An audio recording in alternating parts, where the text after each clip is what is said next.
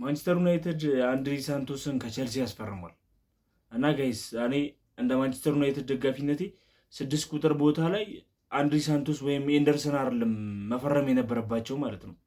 እንደኔ ገበያው ላይ ያለውን አርዋን ቻውሜኒን ማለት ነው እንደምንም ብለው ማምጣት ነበረባቸው። ማንቸስተር ዩናይትድ የሚቀጥሉ ዓመት የዋንጫ ተፎካካሪ ቡድን ነው መሆን ያለበት። መሆንም የሚፈልገው እንደዛ ነው። ግን ፈራሚ ላይ ደግሞ እንደምታዩት ነው።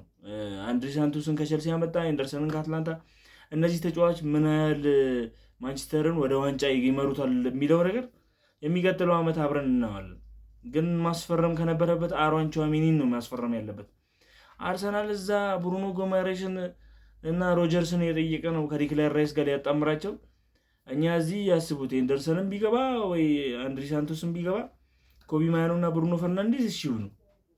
እኔ እንጃ ዋንጫ ለመብላት ቻምፒዮንስ ሊግ ላይም ገፍተን ለመሄድ እና ፕሪሚየር ሊጉንም ለማንሳት እነዚህ ተጫዋቾች በቂ ናቸው ብዬ አላስብም። የእናንተን ሀሳብ አስተያየት ኮመንት ላይ አስቀምጡልኝ። ይመቻችሁ።